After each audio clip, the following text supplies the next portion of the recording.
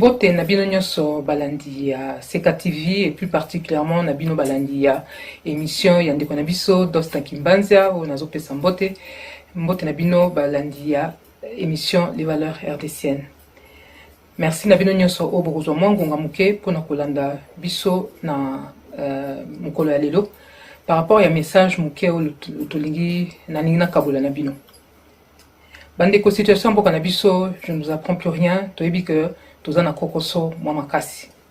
Et eloko nyonso bato baza koluka eza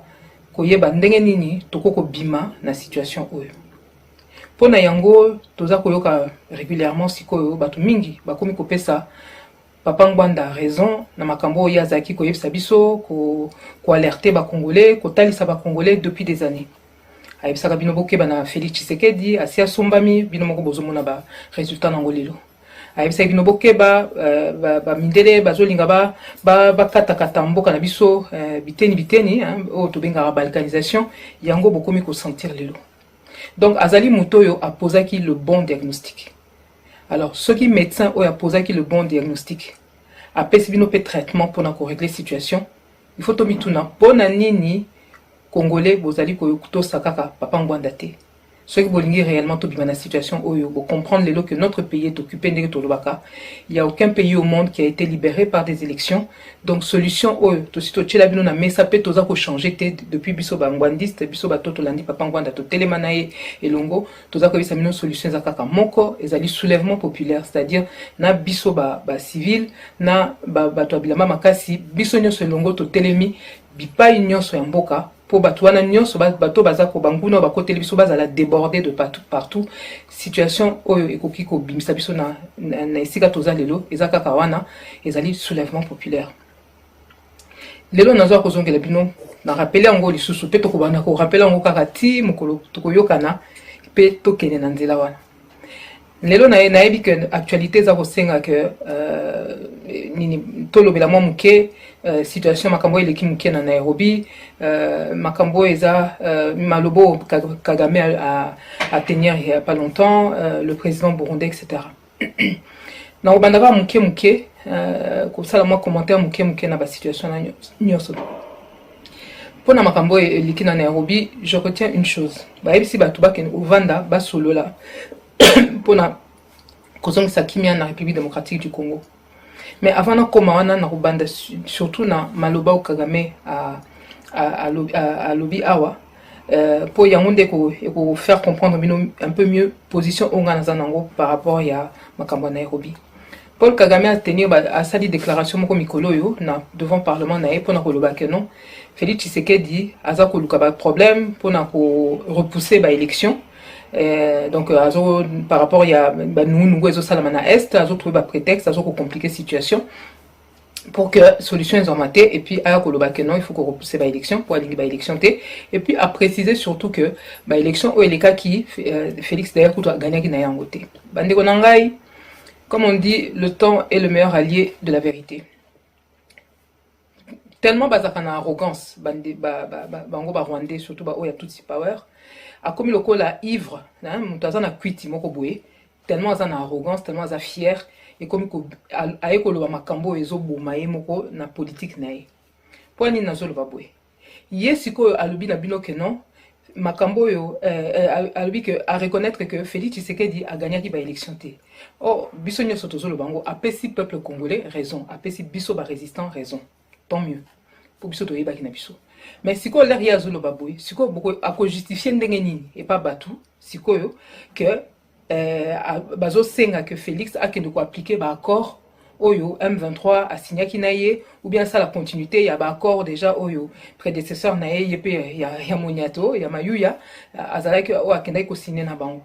bango nyonso baza ezala Kabila le père, soi-disant le fils, ou azakane rwandais, na oyo Félix, baza bato peuple congolais atikala ko mandaté bangote. Bazali na mandat peuple congolais te, topona bangote, baye loko miyibi. Donc bazo kende kuna ko soleur na bapaya pona ko yoka na baza ba receleur. Siko yemoko Kagame loko la reconnaître que Félix a gagné ki ba élection te. Siko ndenge ni nazo kende ko senga ba appliquer ba accord o bango ba ke signer na moyibi. Omoni esika Kangame akangami bande ko nangai na bandi na eloko. Pourquoi? Parce que eza eloko mundele nyonso mon paya nyonso ou bien je ne sais qui est impliqué na dossier à biso à Congo oya ko betel biso ba masolo na bango na ba accord oyo soki Félix asignaki o soki le Kanambe o ba benga Kabila asignaki, il faut to yebsa bango ke etali biso te. Etali biso te batona baza ba receleur baza ba milibi. Kagame vient de faire son aveu.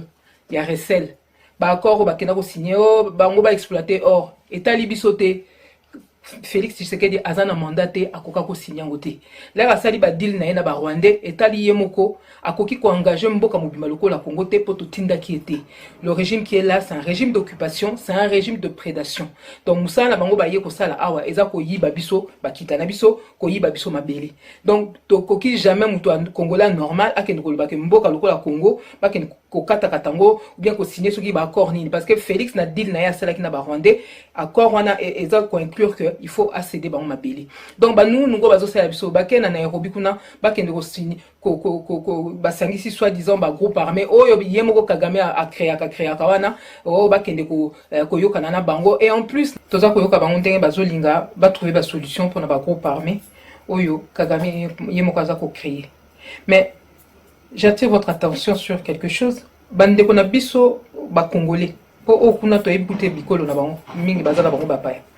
parmi ba groupe armé wana pe. Mais bande ko na biso ba congolais mususu bazana ba prison awa bakangi bango pona nini parce que bazaki ko critiquer pouvoir en place etc. soi-disant pouvoir en place pe ba créer ba bloc na bango ba outrage au chef de l'État etc. et tout ça. Donc bandeko ya biso oyo bazako analyser situation oyo bazako loba makambo nini de manière finalement lucide et tout ça batwala bazokanga bango mais bato bapaya o bazoye pa na biso bakataka bato bakingo ba violaka basi basalaka n'importe quoi bazokende kuna po soi-disant balukela bango ba solution il faut ba amnistier bango bapesa bango bambongo bapesa bango soki banini donc la prime au crime pona nini congolais bokondima makamba boye jusqu'à quand paye moko Chilombo babuzobo yake kokota kuna obiso to tinda kete alinga continuer ngo yena batu na ye surtout balinga ba continuer ngo jusqu'à quand bandi konangai na uti ko yebisa bino awa Paul Kagame yemoko abimisi na munoko na ye que à reconnaître ndenge biso to yebaki déjà que Félix Tshisekedi a gagné ki ba élection té mais eloko wana kaka lera lobiango donc makamoni biso makambo EAC wana o bazo sala kuna c'est encore moins notre problème eloko na ninga surtout na yebisa bino yangwana na uti ko yebisa bino donc ba accord nyonso Félix azokende ko signaka kilikilo mboka na biso komi munene tozana besoin tukipe ba frontière te tokoti na mboka soki ya munene onde ko to tinda kiye onde mboka ngweza mboka tata na ye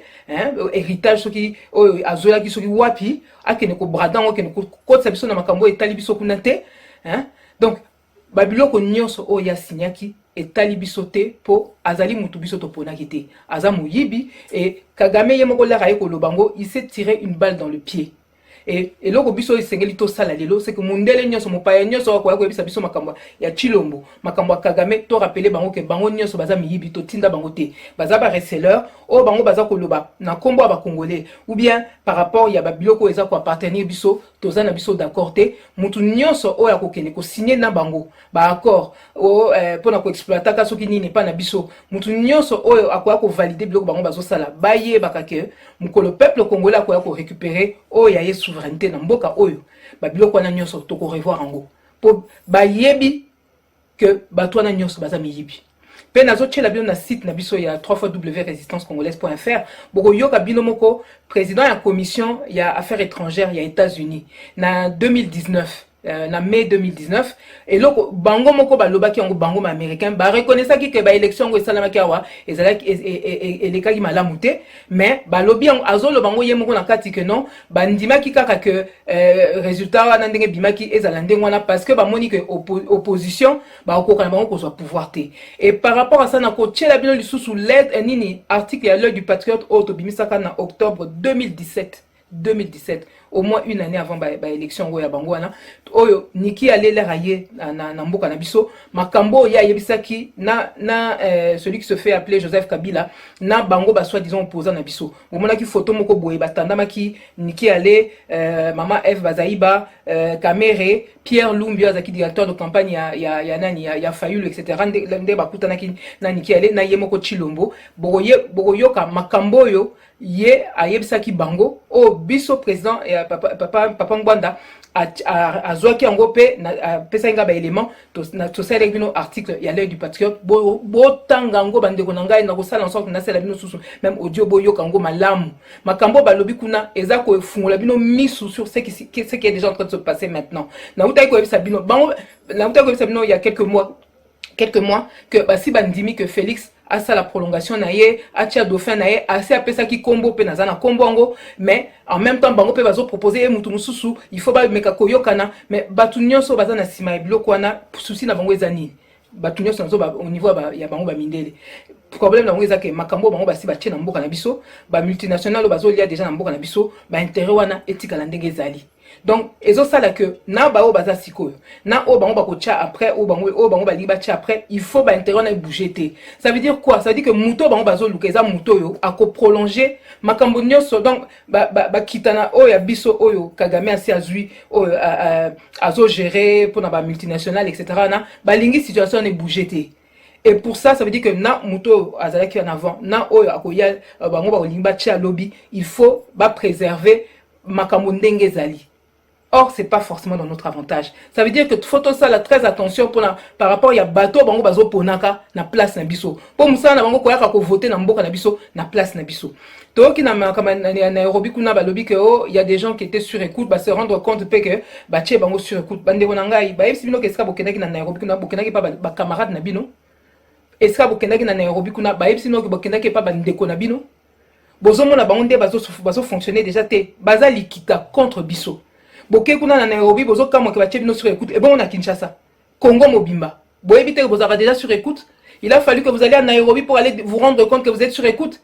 mais bandi ko nanga eto za sérieux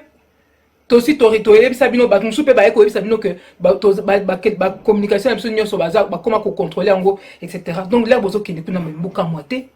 Et puis, le que tu as constaté, c'est qu'il y a beaucoup d'hommes politiques, et pas Nabiso, faute d'avoir parlé avant, d'avoir alerté avant, ou bien d'avoir confirmé Makambo ou Papa Ngwa Nazaki Koloba, Bamsou Bazaki même qu'on contredire, si quoi, bah, comme ça, en sorte que non, bah, bimaba na balamou, bah, Manakoyev Sabino Kosa, bah, révélation à 2 balles, comme je dis, hein, pour Nakoyev Sabino Makambo, aussi de Sabino, Bazoyev Sabino Nin, oh, Kunana Est, à Ner, Bazara Bureau, na Bangé, Sika Mokona, Nanani,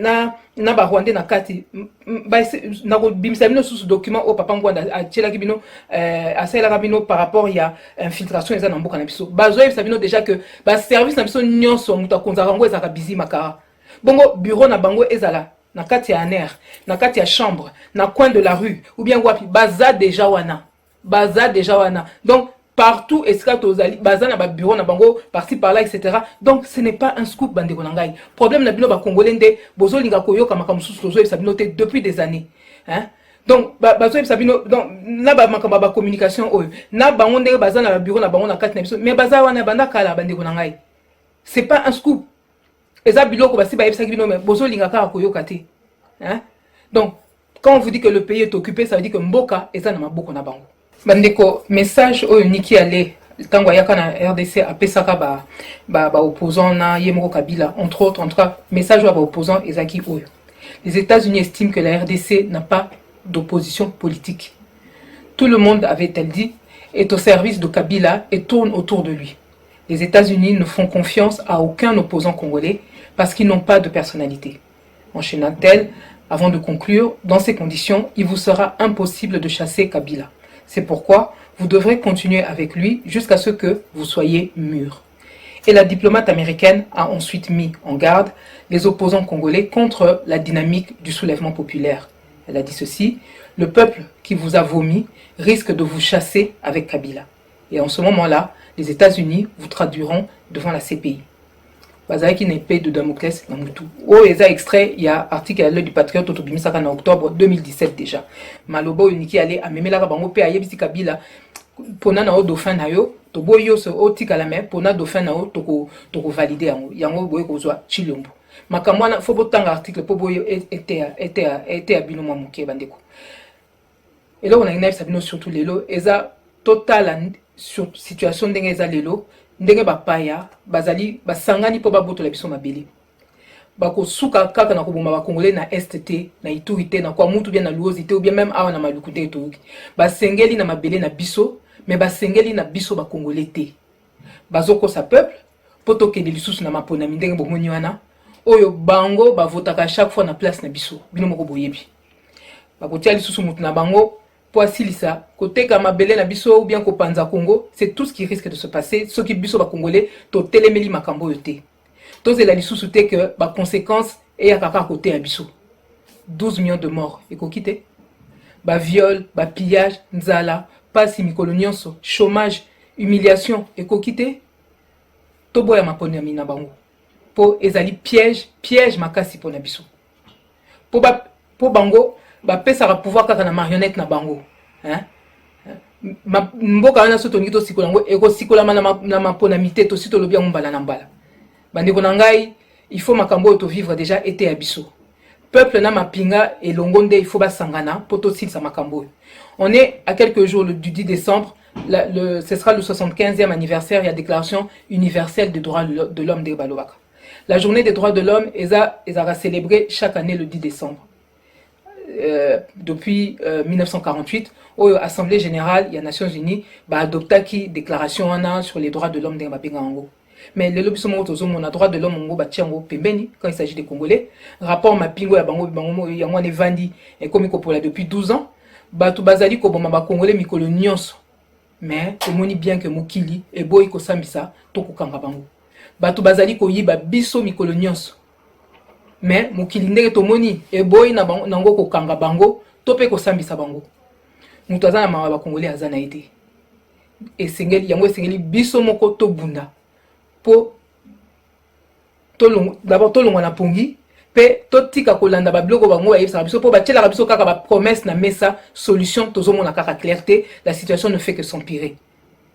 hein bandeko na ngai to kufi déjà pe tozali ko kufa ebele mais justice na bango ezala pona ba congolais te bako yemba biso ba déclaration droit de l'homme mais pona tozomona bien que ba zo sala biso eloko moko te Laurent Désiré Kabila Hippolyte Kanambe ye Félix Tshisekedi to ponaka bango te batu bazwa ko nyoko la biso bazwa ko yiba biloko na biso mais bango bazo préférer ko traiter kana batwana plutôt que ba traiter na biso to tina bango te ba kendo ko signer ba accord kili eza biloko na bango te pe bato bazo traiter na bango ba yebi bien que batwana bazemi yibi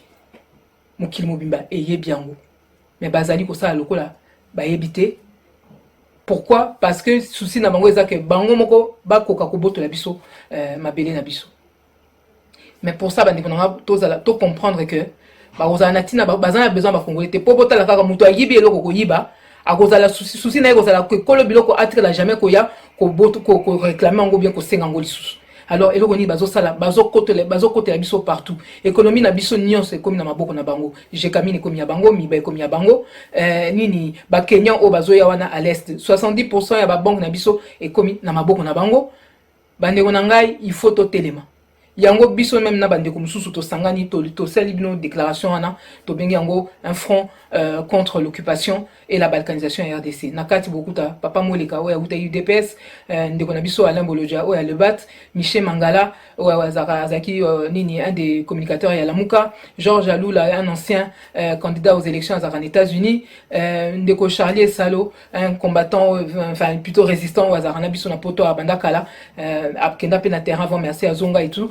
Kwebe Kimpele boyebi un grand journaliste na biso ndeko na biso Blaise Congo azarape activiste azarana Belgique ndeko Mohamed Mboyo un ancien journaliste ya RFI ou azarana Maroc le professeur Kilele en Afrique du Sud diplomate na biso papa Mbelo na UK ndeko na biso Willy Lokasa na Suisse biso nyonso to telemi pona koloba trop c'est trop bandeko na biso ekoya eya mais esengeli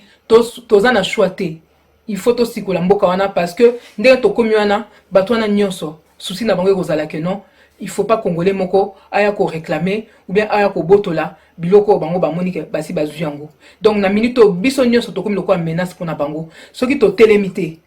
makambo ekosila te pe biso nde tokosila pe kotala kaka oyo ezoleka wana boyoka oyo baprofesseur boye bakufi bamilitaire na biso bakomosila etc baza kosilisa biso bandeko na ngai baza kosilisa biso oyo eza koleka na mboka na biso eza lokola baéléphant ebele bakoti plusieurs éléphants donc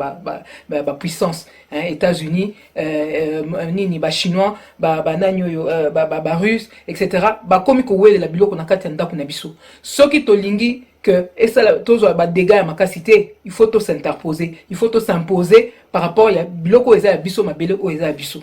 et pour le faire il faut biso moko tozala éléphant toko kozala genou te pour que le Burundais là le président burundais aya kaloko ko gogola biso un petit pays comme le Burundi fallait ba bomona ki bango na époque Mobutu soki bazaki ko loba o bango bazoloba lelo parce que biso lelo on est un géant à genoux ça veut dire qu'un géant à genoux même s'il y a un an à côté akoya ko gogola yo akoya ko salo n'importe quoi bandeko il faut to telema to comme éléphant oyo ako s'interposer pose à l'arbitre entre des éléphants il faut yo moko za l'éléphant soko tikali moustique bakonyata yo na banza toyokani ingeta peuple congolais losako topesi bino mbote wa pepa e bino bozwami toye lisusu lelo biso résistance congolaise mpona kolobela makambo etali na mboka mingi tozolobela élection bandeko papa Honoré Ngwanda mpe ya sonam alobaka na biso bake na élection te soki mboka eza occupé apesa ye solution alobaki esengeli kosala soulèvement populaire pe soulèvement populaire on ezali révolution ya peuple mobimba yango epesaka date te bandeko tokomi komona bandeko mosusu balobi tokokende élection malgré papa Honoré alobaka que il faut soulèvement populaire oui tondimi soulèvement populaire mais tokokende élection soki bayibi biso élection cette fois-ci bon totie peuple na nzela pona asi soulever et pouvoir biso na bino tosi tondimi que pouvoir eza na maboko ya occupant tanga nazo ba occupant nazo baka Rwanda Burundi na bato mwindi wana te nazo na mindele pouvoir eza na maboko ya ba occupant soki ba organiser élection ba ko organiser on a pouvoir ya na occupant asi abongisi makambo na ye nyonso abongisi makambo na ye nyonso bongo bino bolobake bokosala soulèvement populaire après élection tango ya kozala sa bimisi mbongo na ye asi se préparer sa abongisi makambo na ye nyonso tu wana asi abimisi mutu na ye oyo ya yibi ale bino boya bolobi bosala soulèvement populaire kasi baokinoza force na bango ya EAC wana bakiteli bino wana po tango bosi bolaki bango tango bakoyiba bayibi déjà ke toyibi bako kamata force na bango na bakitisi yango na kishasa so bolingo mata bisika no surtout ba tete bato bolingo tombola bo bakiti bino bo esili bosa elo monter soulèvement populaire après élection et au même le monter les élections ne vont rien apporter dans ce pays et lo comme mon côté bon si ko na ndenge mususu pe bato na ba occupant baza bato ba calculer musika penza bongo soki basi ba préparer ki muntu na bango banda kala basi ba préparer ye balobi yonde mokonzi siko bino nyonso tu bosopani peka na moto na oui to soutenir bo voter ba tcheli bino yona bino bokasine mutu wana langage na ye avant élection et aux la langage ba occupant jamais et aux la langage na bino tant ba ko voter langage ne ko changer po ba occupant ba ko ila yona balobi ke avant peuple a voter biso ba toponaki oko tambola na volonté na biso soka tamboli na volonté na bango et ko zala jamais l'intérêt à peuple et vous avez toujours l'intérêt na bango za continuer à makambo kaka yozaka nde moko elo moko eko changer te tango Chilombo azalaka avant élection est-ce que azalaka na langage ba nyamulenge bazama ndeko na biso jamais azalaka na langage na biso be les soldats akosoma ndako na ye akosa peuple le peuple d'abord tous langage azalaka wana tango ba voter basi ba vandisi wana akomi na langage ba okipa po ba okipa mtu bachaki place wana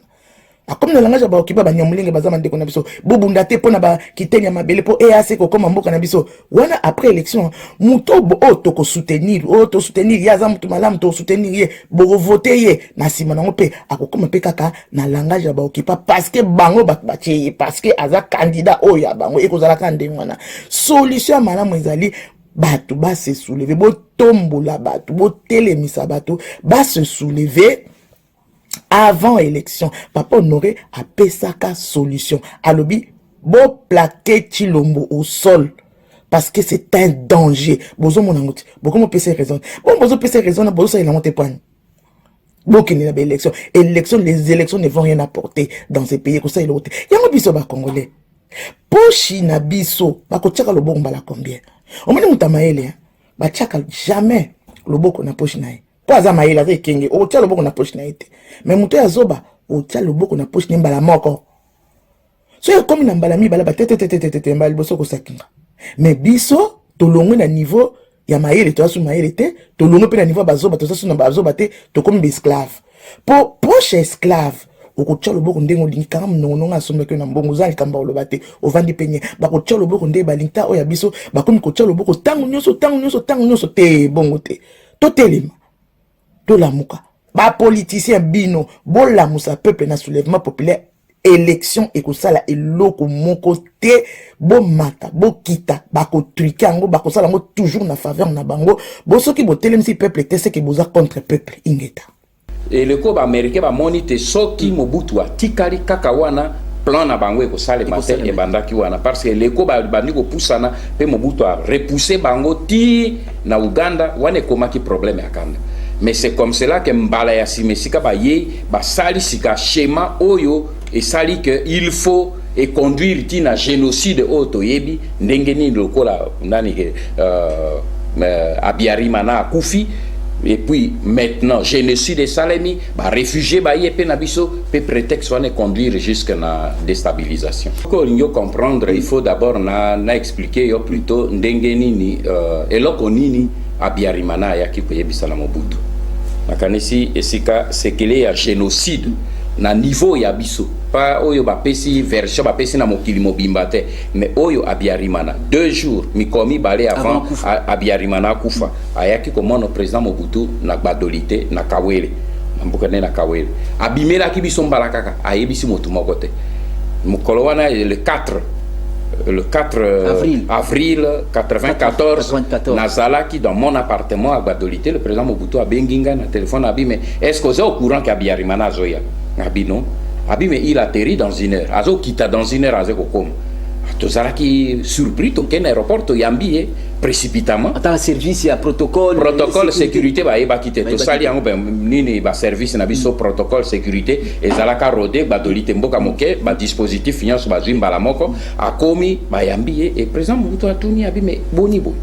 yo zalaka pona ko ya oyebisanga mokolo moko liboso tout ça ndenge nini be 1 heure yo ze déjà likolo oze ko prévenir ngabi tika makambo eze minene pourquoi Abiyarimana yaki précipitamment pe à prévenir surtout Mobutu te voilà explication après ça qui est yango ye azalaki ye Abiyarimana azalaki na motu na ye eleko wana état major ya Kagame ezaki na Mulindi ezemboka ezai à 60 km na Kigali nani Abiyarimana azaki na Kigali mais azalaki na motu na ye pembeni ya Kagame soda moko ya Kagame azalaki pe motu ya informateur ya Abiyarimana aye ko yebisa Abiyarimana alobi décision ya kobomayo basi bazui pe soko lingyo ye ba mokolo yo que décision ba kobomayo e komi pona application kengele kaka mokolo komona batu ya ONU ba MONUC mokolo ba koya pona koya ko mona yo pona koyebisa yo que bakangi piste moko ya aéroport pe batiki kaka piste moko yeba kaka ke mokolo wane kokami parce ba kokanga piste moko Kagame a kosenga ke ba bloquer piste moko sous prétexte que et protéger ba viol et survoler quand na yete et pas yezaki côté assemblée mais en réalité ce n'est pas ça parce que motu moko akoya ko bombarder ye azate bino pe bozena ba bombardier te mais ezali prétexte pour que ba tikela yo kaka piste moko po bato ba ko bete missile pona ko boma avion na yo baza na difficulté te pe ba ko rater yo te Abiyarimana lobi nandima kite mais alobi na président Mobutu abi lobby ya waboye Roméo Dallaire oyo mokonzi ya ONU na Rwanda eleko wana aye komona ngai alobi na ngai alobi à la demande ya FPR to kangi abi ngai kolomboka pona ko kanga aéroport te baya ko tuna ngai permission baye ko informer ngai que bakangi piste moko batiki kaka piste mosusu tango ayebi singa alors nabi donc information ba pesa kinga ezaya vrai ko bumangai e komi pene alobi yangwana meme tango na décoller na Kigali pona ko ya kotala yo na yebisi na batu na c'était parce que na aéroport wana ba belge batu bazali ko simba aéroport bango pe bazé na équipe ya ba américain lokwa bazé contre ngai na koki ko yebisa bango pete lokwa na décoller na ye azongi nako nini ba détail mosusu c'est nécessaire to sali na musala bimiseli biso ba secret belé pona ko yebisa biso ndenge nini nini côté ya Kagame ba planifier ko bomaye mais ayebisi boye alobi soki ba bomingai pe alobaki yango pe na mokonzi ya Monique Roméo Dallaire il est vivant na komi livre ako contredire ngai te na bi soki bo bomingai bato mingi nini bato ebele bakokufa ekozala massacre ye a utilisaki mot génocide tabi ekozala massacre pourquoi po ya yebaki que ba extrémiste hutu bandeko na ba extrémiste hutu bango balingaki kaka etumba ezala directement entre bango na FPR ye en tant que mokolomboka ayebi ke soko bitumba wana ezali eko servir cause ya Kagame po Kagame alingaki ba élection te ayebaki ke soba kene élection ako gagner te parce que ba tusi bazali nini bazali 8% ba mosusu bazali 98% ba pygmée ba toi bazali 2% donc bazali na chance ya ko gagner ba élection te il faut violence. Voilà pourquoi Abiyarimana alobi lokola na komi na situation yo sali sangai. Président Mobutu abenga kinga na assistaki na entretien wana pour que après na kende ko sali sa ndenge nini to organiser sécurité na ye pour échapper. Alors lobi to yo kende na Dar es Salaam biso pe tokoya na Dar es Salaam pourquoi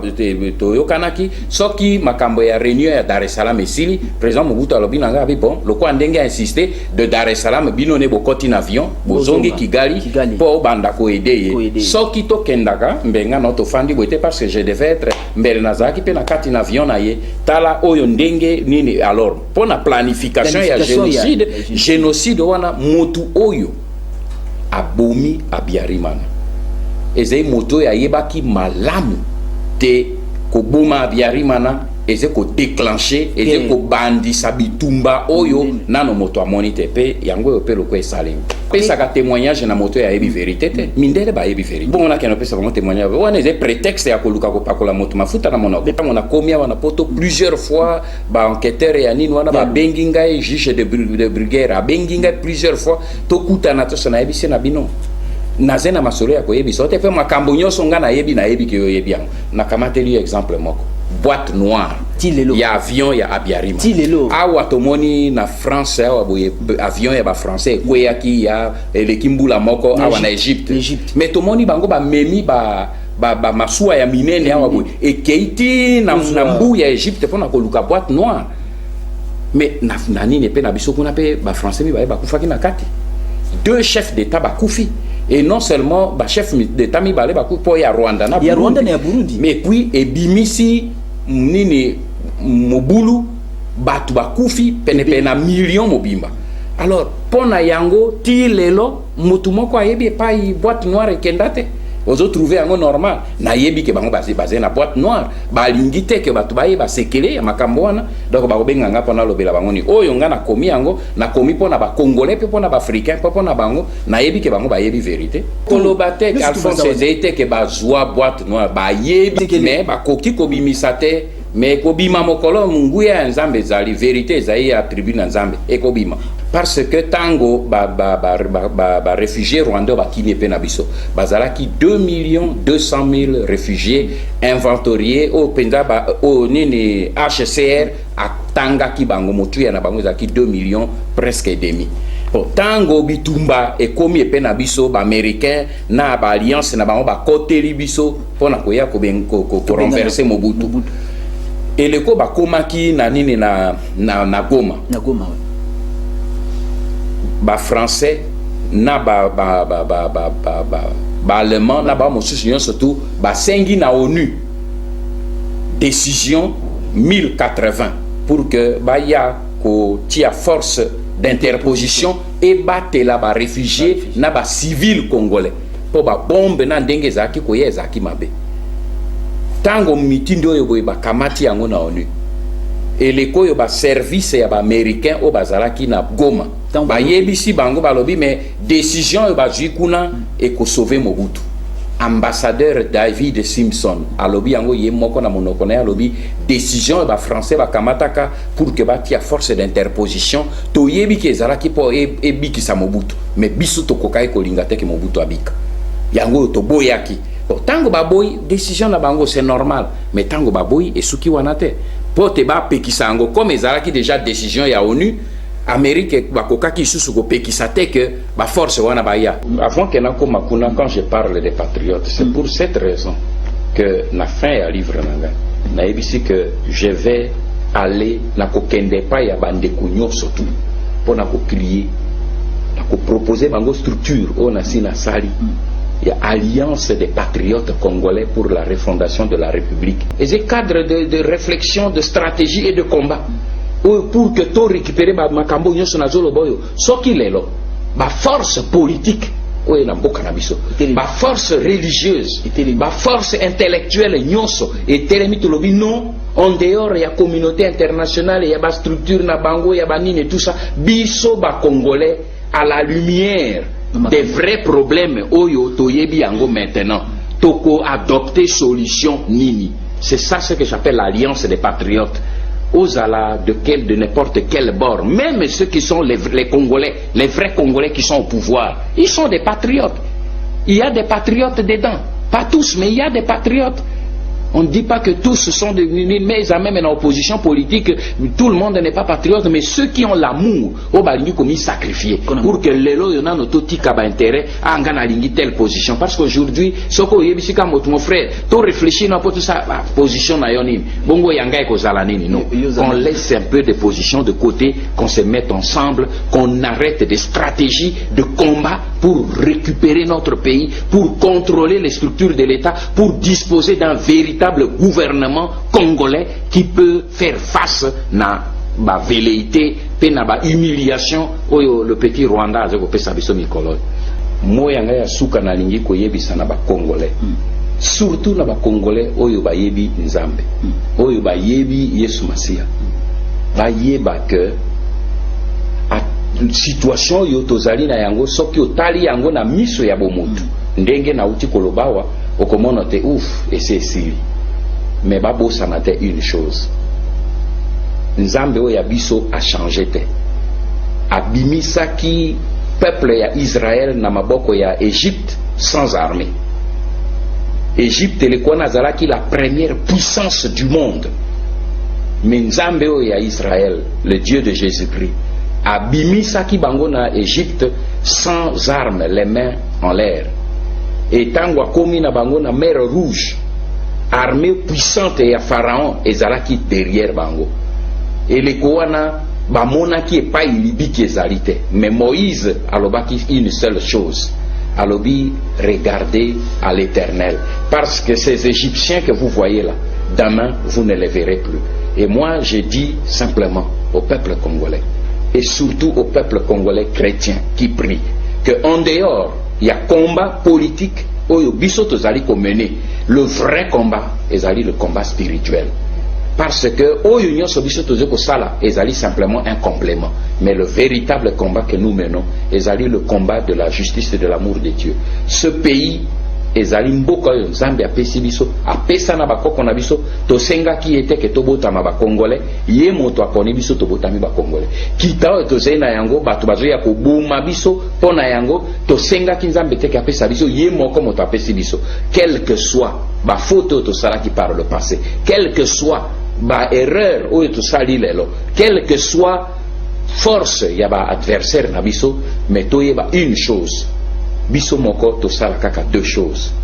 totombola miso pe na nzambe pe biso moko toteme likolo lokwa tozoko telema tobanda kotambola. Tango tokobanda kotambola comme les quatre lépreux, et le kotobandi kotambola vers l'objectif oyo ave likolo akobanda kosala makambo oyo ekosutukisa mokili mobimba. Ngai nazoloba bango parce que nayebi ke nzambe oyo ave ya Israël akosala yango. Et je veux simplement dire au peuple congolais et surtout à l'église de Christ du Congo, tozala à genoux, parce que le moment de la délivrance n'est plus loin. Le président Mobutu